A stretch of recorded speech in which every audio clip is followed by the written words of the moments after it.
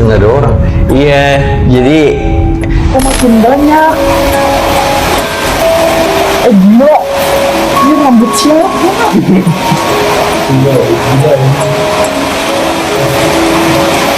Itu kayak rambut cewek ya? iya rambut cewek aneh. Maksudnya di kosan kita itu nggak ada yang gondrong, nggak ada yang rambutnya kayak gitu. Jadi maksudnya temen lu buka pintu kamar mandi, Iya. terus nggak ngeliat lu lagi boker? Enggak, sama sekali. Padahal aku di situ tuh lagi jongkok, lagi ngeliatin dia, gitu. Jadi lu kayak lagi boker di 2 dimensi gitu? Iya.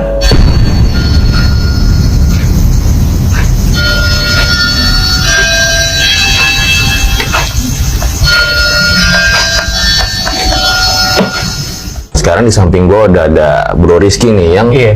pengalaman itu sempat viral banget di Twitter. Selamat malam Bro Rizky. Malam Om. Lu kenapa manggil gua Om? Bang Bajar. Iya Om Muhammad. Iya.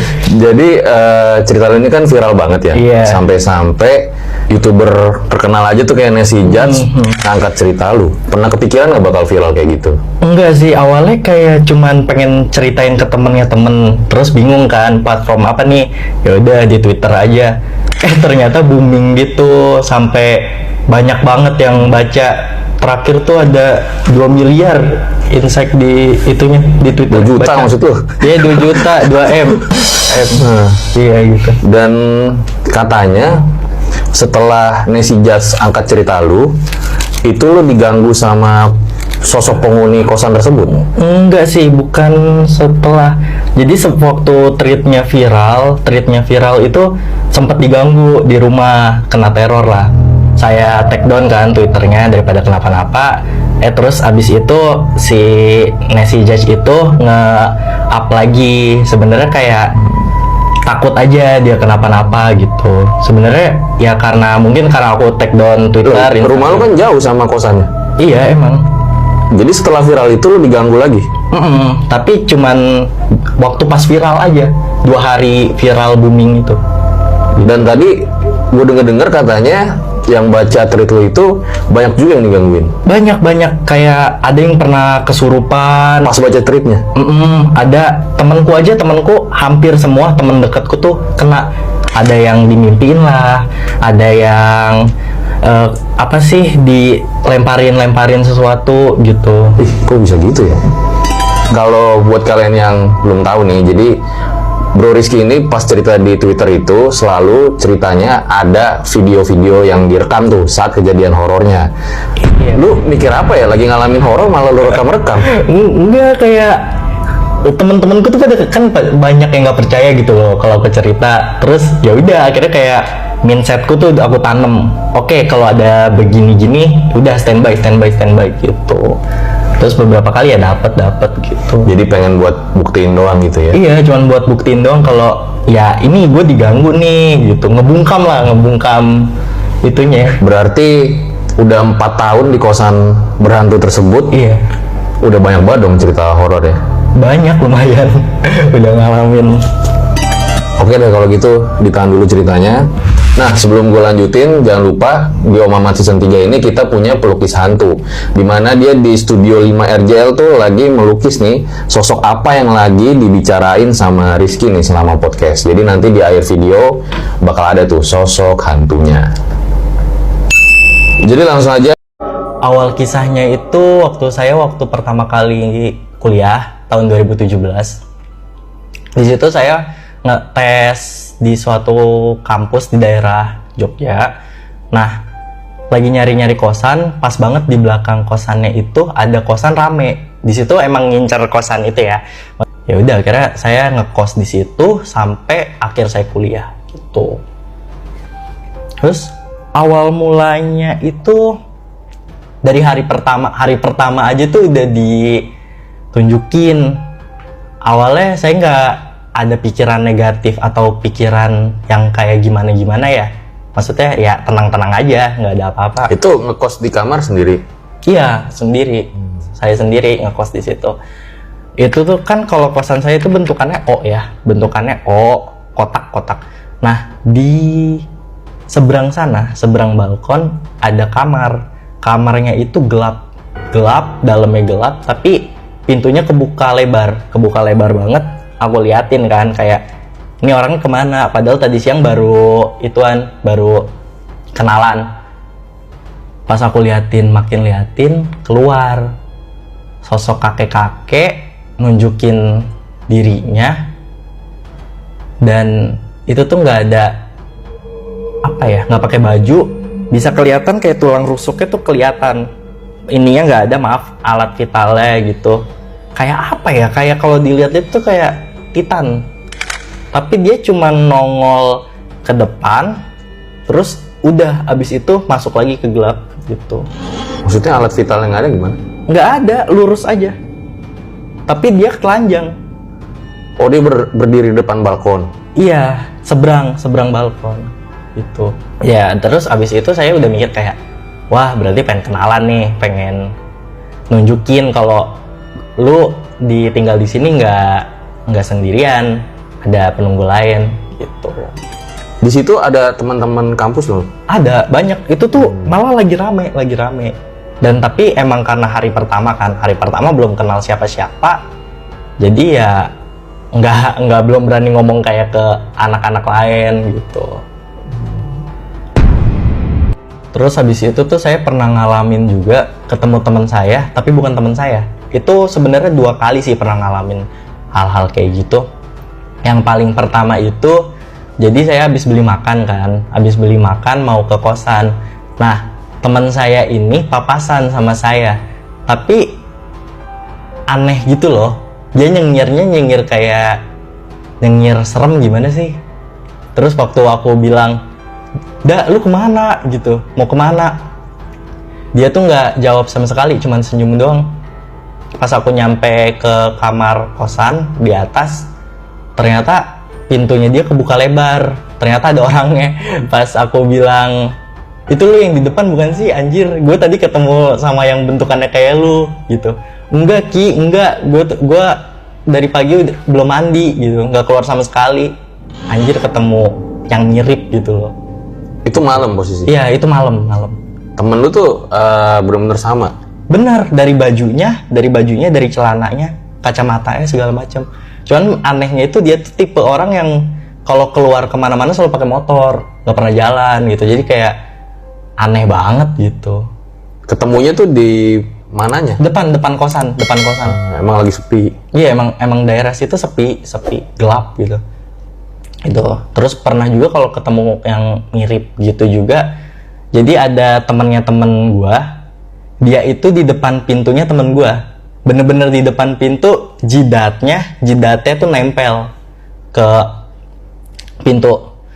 Terus abis itu kan saya bilang ya, Mas, Bang Tezanya nggak ada. Tapi dia nggak respon sama sekali. Ya udah kayak, ini orang aneh banget gitu. Pas aku di kamar tiduran lah, tapi pintunya masih kebuka. Itu dia di depan pintu, di depan tangga, ngeliatin aku doang, tapi nggak senyum.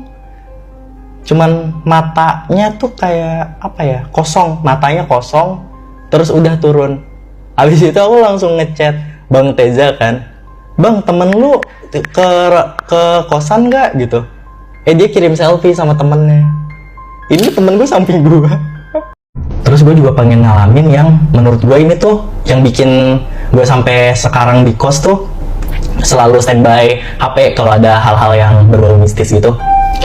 Jadi waktu itu sekitar jam 8 malam ya, jam 8 malam bulan Juli akhir lagi UAS kan. Ini beberapa lama dari kejadian yang hari pertama? Iya, kalau yang sebelum-sebelumnya itu sekitar semester 1. Semester 1 ini udah masuk semester 2. Oh. Yang sebelumnya kayak gangguan kecil doang sih, kayak lempar batu gitu-gitu. Nah kalau yang ini itu bener-bener kayak ditunjukin eksistensinya gitu. Aku lagi tiduran di kamar, tahu-tahu ada yang mainin gagang pintu. Itu gagang pintu luar. Aku pikir kan temen ya, tapi nggak mungkin juga. Temenku itu biasanya tipe orang yang langsung jeder pintu, nggak yang kertek gitu. Aku ngintip ke jendela, ternyata itu gagang pintu depan sama gagang pintu belakang itu sama-sama goyang. Itu tuh bener-bener kayak, wah anjir gitu.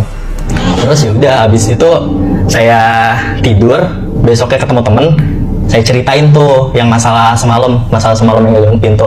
Mereka pada nggak percaya, pada ngomongnya wak. Terus akhirnya pulang jam 2 malam. Itu ada videonya? Ada. Boleh lihat ya? Tunggu.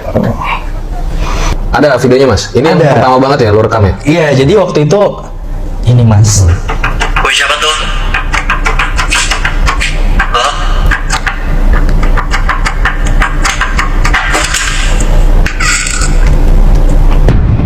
Anjir nggak ada orang. Iya, jadi saya ngomong ke teman-teman saya, teman-teman UAS project saya, mereka pada nggak percaya. Nah, pas saya pulang dari ngerjain UAS, itu tuh jam 2 malam, baru banget saya naruh tas di kasur, itu udah goyang, gagang pintunya. Saya langsung standby, HP megangnya begini, gemeter kan, tahu gemeter. Nah, saya agak mikir kan, buka nggak gitu. Ya udah, akhirnya buka, biar orang-orang tuh kayak percaya kalau ya saya nggak halu. Dan nggak ada siapa-siapa. Nggak ada, pas dibuka dia nggak ada gitu, nggak ada sama sekali, sepi. Dan itu memang sepi banget tadi ya di depan itu. Iya, nggak ada. Nggak ada Soalnya orang. Tapi maksudnya di kiri kanan lu ada orang nggak sih yang ngekos? kalau di bagian kiri ada, waktu semester 2 itu ada, bagian kanan nggak ada. Kosong. Jadi memang nggak penuh kosannya. Tapi rame. Rame. Kalau waktu semester 2, semester 3 gitu rame, banyak anak kosan. Oke. Cuman mungkin karena waktu itu jam 2 dan emang lagi orang tidur kali ya emang sepi gitu. Gini loh, maksudnya kan ada orang yang ketika ngalamin horor kan langsung kabur gitu ya. Ini menurut gue lo termasuk unik juga, rekamin supaya orang lain percaya gitu. Iya, dan apa ya, kalau nggak diladenin tuh takutnya terus-terusan. Jadi ini pertama kalinya nih gagang pintu lo gitu. Itu pertama kali banget. Dan sampai kayaknya dari situ makin kesini makin banyak gangguan-gangguannya gitu. Dan gangguan gagang pintu itu nggak di situ aja. Selang beberapa bulan sampai Oktober 2018 itu ada lagi. Tapi bedanya gangguannya itu di pintu kamar mandi dalam. Malam lagi nih. Ini sama juga jam 2, jam setengah 3. Nah, di situ tuh aku udah tidur, udah ngantuk banget kan, namanya mahasiswa kalau dapet tidur banyak tuh enak ya, jangan diganggu lah gitu. Nah, itu tuh udah berisik banget. Terus aku kebangun setengah sadar kayak aduh ngapain sih gitu ganggu malam-malam. Ya udah, akhirnya aku ambil HP. Oke, kita videoin aja lagi gitu. Pas di videoin, aku buka itu kamar mandi, nggak ada siapa-siapa. Itu langsung kayak kaki lemes banget, kayak aduh, tahu gitu nggak usah dibuka gitu. Boleh lihat videonya yang boleh.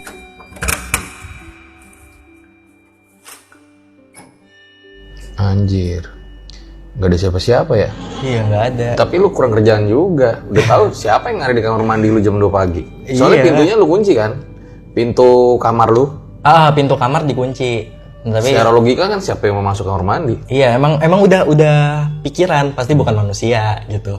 Tapi kalau misalkan nggak diladenin, pasti makin caper kan. Apalagi lagi anak-anak tidur, gimana sih gitu. Udah gitu gagangnya kayak apa ya? Kayak kayu-kayu gitu ya. Besi sih, pintunya kayu. Pintunya Oh iya, kayu gitu ya? pintunya kayak pintu engselnya. Jadi bunyi pasti berisik banget ya. Iya, bunyinya kedengeran banget. Makanya ganggu banget gitu. Lanjut tidur ya. Udah lanjut tidur aja. Sebenarnya kayak was-was sih, takutnya kan udah disamperin, ngerinya kita tidur di apain gitu.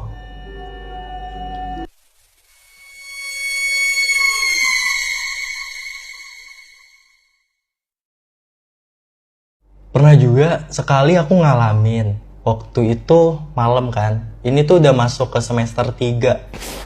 Lagi lapar-laparnya pesan ojol waktu itu. Sekitar jam 8-an lah. Aku pesan ojol, nunggu. Nah, aku kira ojolnya kan udah lihat di aplikasinya itu udah di depan ya. Udah di depan, waktu dia telepon, aku mau turun. Itu tuh nggak nunggu lama lah, sekitar 1 menit, 2 menit. Nah, ojolnya itu telepon, dia ngomong, "Mas, ini makanannya saya taruh di itu aja ya, di pagar." Oh, terus aku bilang, "Lah kenapa mas? Kan saya bayarnya pakai cash. Gimana cara bayarnya gitu?" "Udah nggak apa-apa, ntar aja." Dimatiin. Aku bingung kan. Akhirnya aku ke depan ambil makanannya. bener aja ada di pagar.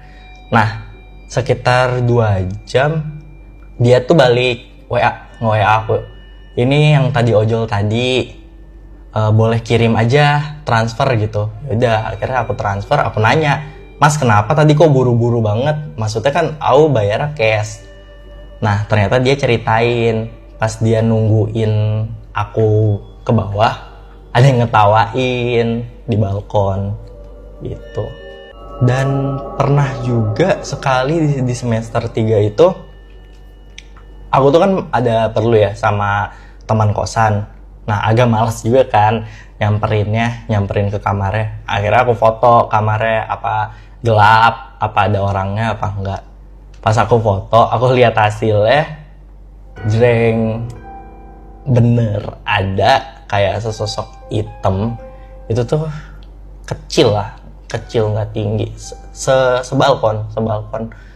Pas aku lihat ke jendela, aku mastiin apakah bener ada sosok itu sosoknya gerak. Dia masuk ke balkon biar nggak kelihatan. Dari situ kayak, wah apaan ini hitam-hitam, kayak apa ya, kayak jubah kain doang. Ada videonya? Ada fotonya dapat. Boleh lihat? Ini fotonya Mas? Iya, boleh ini lihat fotonya. Oh, ini balkon kamar lu? Iya, dibilang lorong bukan? Siapa ini? Oh enggak. ini aku ngambilnya dari story. Ya mana hitamnya? Ini. Oh, yang ini. Iya. Kayak plastik sampah ya? Iya, tapi pas aku mastiin kalau itu hidup apa enggak, itu hidup. Maksudnya hidup apa enggak? Gerak, itu bergerak. Gitu. Oh, lu nggak berani nyamperin ya? Enggak lah. Tapi kalau Tapi orang nggak ada sih gerakannya nih? enggak ada. Itu waktu itu aku foto kan, pengen cuman itu tuh foto kayak temenku tuh ada nggak gitu. Ternyata Ini jam berapa nih? dapetnya gitu. Ini tuh sekitar jam 8-an kok. Masih belum malam banget. Mungkin kalau sekilas ngiranya kan plastik sampah. Tapi Iya. lu lihat gerak gitu. Gerak. Dan aku mikir juga kayak orang apa enggak. Nah, enggak. Soalnya aku kalau ada yang begitu-gitu tuh besoknya langsung nanyain ke teman kos. Lu semalam di sini nggak? Nggak ngomong kayak gue semalam diliatin nih, enggak. Gue cuman ngomong kayak lu semalam di sini nggak? Lagi duduk gak? Gitu. Mastiin aja, make sure. Tapi kan ini lu udah semester 3 nih. Yang lain tuh pada ngalamin kejadian horor juga? Yang lain juga ngalamin, makanya aku kalau yang lain ngalamin aku agak tenang juga sih. Kenapa tenang? Soalnya nggak aku doang, berarti bukan aku doang dong, yang lain juga. Dan kita tuh lebih kayak apa ya, achievement tertentu. Kalau ada yang digangguin lah, kayak anjir semalam gue digangguin ini nih, lu pernah digangguin apaan? Ah enggak, seruan gua gitu. Jadi prestasi di situ Iya, ya? makanya tadinya juga pengen nyari kosan lain, tapi setelah dipertimbangin yang lain kena dan anak-anaknya juga seru gitu loh. Terus kosannya tuh bersih, bagus juga, murah gitu. Jadi udah kejawab nih kenapa si Rizky itu kalau lagi ada kejadian horor dia ngerekam karena menurut dia tuh achievement ya. Iya, semacam kayak bisa ditunjukin lah kalau ke teman-teman kayak nih gue dapet gitu, kayak gitu-gitu. Ini unik juga nih orang kayak gini ya.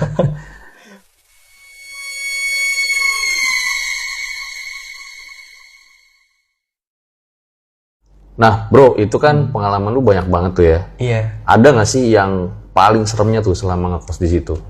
Ada. Jadi sebelumnya itu yang paling serem itu waktu aku di pandemi balik ke kosan, itu situasinya emang bener-bener sendirian. Di lantai atas aku doang, nggak ada orang lain.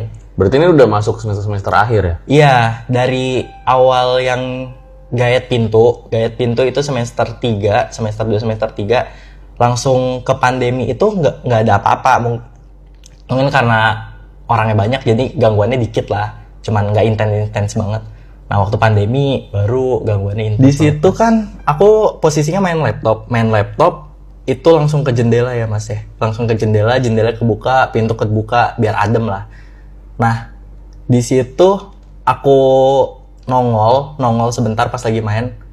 Set, itu bener-bener aja di seberang balkon ada poci 3 biji. Itu tuh bener-bener berderet. Yang 2 itu ukurannya sama tingginya, tapi kepalanya kebuka, mukanya kelihatan, tapi mukanya rata.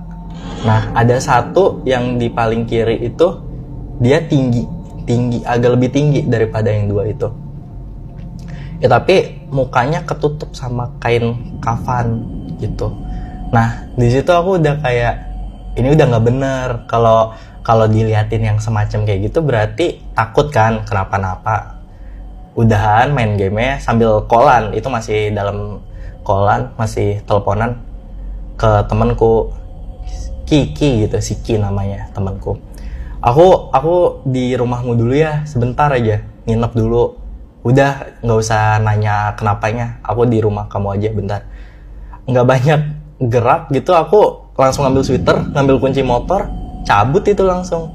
Pas aku cabut, ngunci pintu kosan, itu masih ada 3 masih ngeliatin aku posisinya.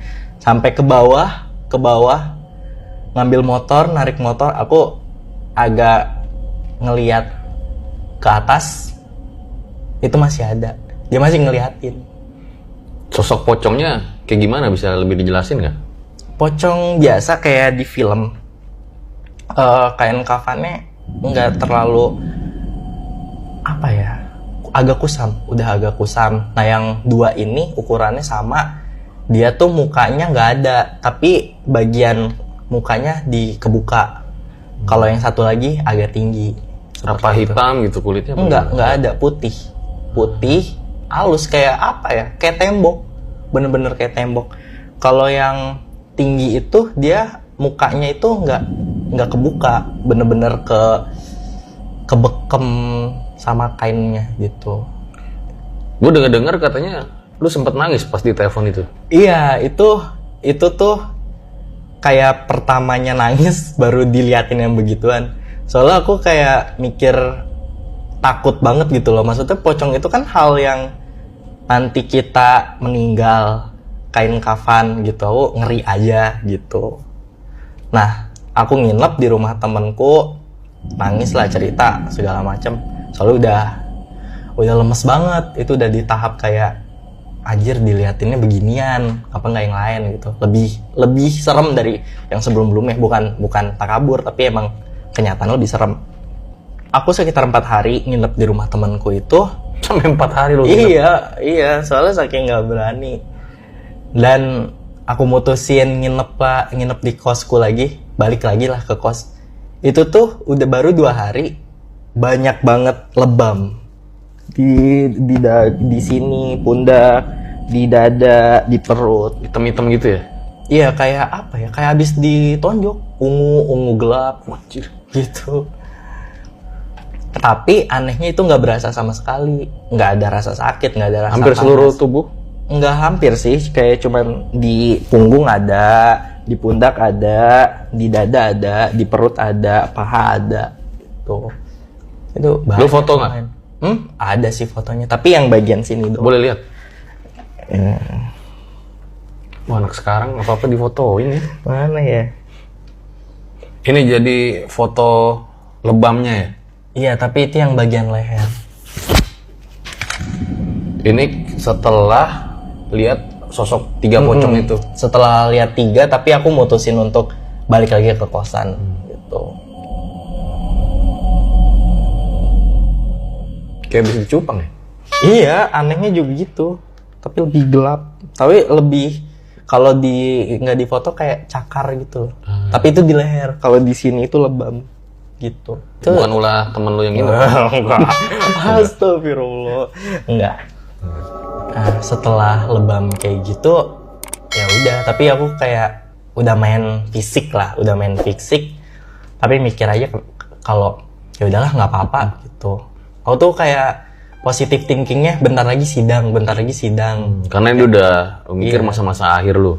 Iya udah skripsi, jadi ya udah tanggung gitu, mau pindahan juga tanggung, jadi dikuat-kuatin aja lah gitu. Tapi lu termasuk hebat juga menurut gue ya. Ketika lu sampai nangis gitu dan lu memberanikan diri buat balik lagi walaupun ya setelah 4 hari. Iya ya, kewajiban juga sih lo tinggal di situ gitu.